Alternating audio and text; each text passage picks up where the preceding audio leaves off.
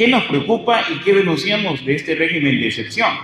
Ya lo decíamos en el comunicado. Nos preocupa que de los 70.000 detenidos en el régimen de excepción, según el Socorro Jurídico Humanitario, por lo menos 20.000 son personas inocentes, que no se ha seguido su debido proceso, que en muchas de las causas ha sido por un criterio del policía que le detuvo sin ningún procedimiento ciudadano. Eso nos preocupa profundamente. Nos preocupan los casos de violación sexual y de otra naturaleza, porque estamos ante un régimen que ha hecho uso y abuso de sus autoridades fuera de la ley. Lo que estamos pidiendo es que se haga en el marco de la ley, que los que sean culpables cumplan con su culpabilidad y con sus penas, pero en el marco de la ley. Esa es la diferencia. Y si nos preocupa en el trasfondo, ¿por qué estamos haciendo esta denuncia? Porque estamos ante un gobierno que a discreción suya, a discreción propia, libera a individuos de la talla de Elmer Canales, el CROC, parte de la Ránfula, de la MS-13, no las hemos visto exhibidos públicamente, que han sido expuestos, como se da con otros casos de sospechosos. No lo hemos visto en televisión. Hay muchos de ellos que son requeridos por la Corte Norteamericana de Justicia Federal, estoy hablando específicamente de Nueva York, en el caso de la Central Island, ¿verdad?, que se los exige para extradición, y ante eso ha habido oídos sordos de parte del gobierno, e inclusive llegar al caso extremo de liberarlo, es el caso que nos ocupa. Entonces, como organizaciones sí lo denunciamos, y todo este margen, clima de abuso a los derechos ciudadanos. Pero más que eso nos preocupa la conciencia del pueblo salvadoreño. Queremos un gobierno que a discreción suya detenga a las personas que considere y libere a las personas que considere, al margen de un sistema judicial e institucional que respete los derechos de los ciudadanos. Ante eso estamos. Esta continuidad de un régimen de esta naturaleza puede llevarnos a una oprobiosa dictadura, la cual suprime todos los derechos ciudadanos. Y eso es lo que denunciamos ante la conciencia del pueblo salvadoreño. Con respecto a la contaminación de alimentos de los ríos en Mariona, lo que sucede es que se sabe poco, que lo han dado como referencia a los parientes.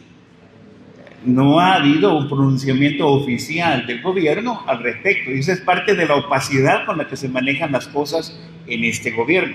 Es preocupante porque resulta de que, teniendo una cárcel sumamente grande y espaciosa, se siguen manteniendo los niveles de hacinamiento en determinados centros penitenciarios. Eso es preocupante desde el punto de vista de los derechos humanos, ¿verdad? Y eso tiene que enfrentar un gobierno cuando la institucionalidad funciona.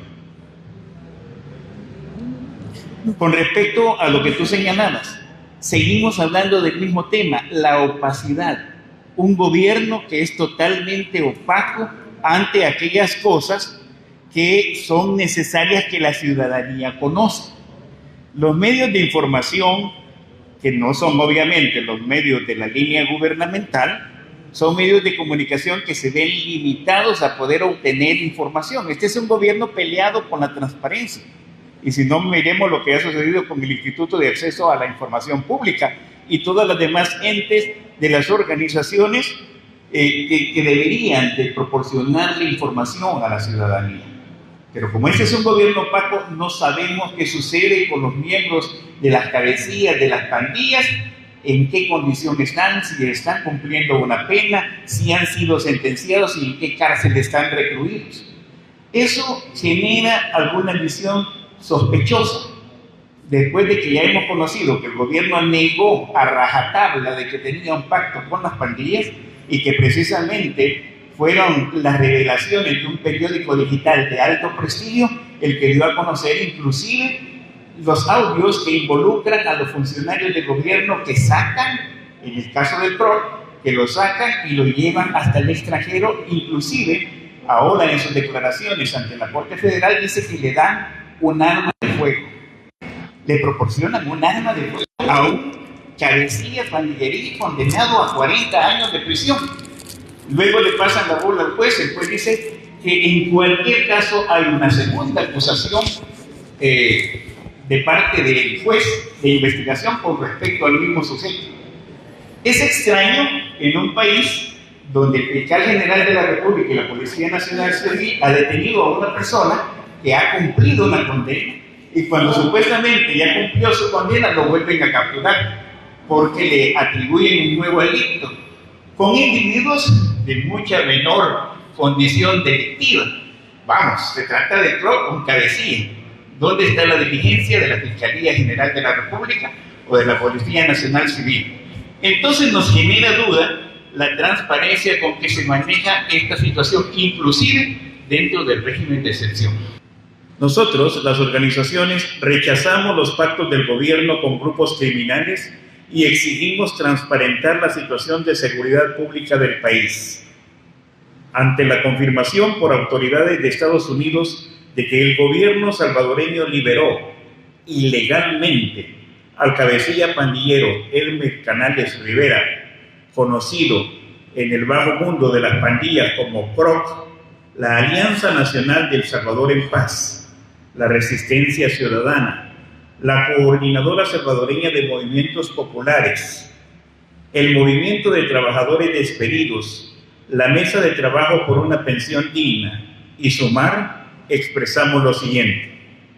Primero, condenamos el actuar delictivo de los funcionarios públicos que se han visto involucrados en la liberación ilegal del CROC. Exigimos a la Fiscalía General de la República una pronta investigación de los responsables intelectuales y materiales. Si el fiscal no actúa inmediatamente, podría denotar complicidad en el hecho. Segundo, denunciamos que mientras se libera a criminales de la talla del CROC, el gobierno mantiene cruelmente encarcelados a miles de personas inocentes capturadas arbitrariamente durante el denominado régimen de excepción. Según el socorro jurídico humanitario, al menos 20,000 de los más de 70,000 detenidos no tienen relación con pandillas.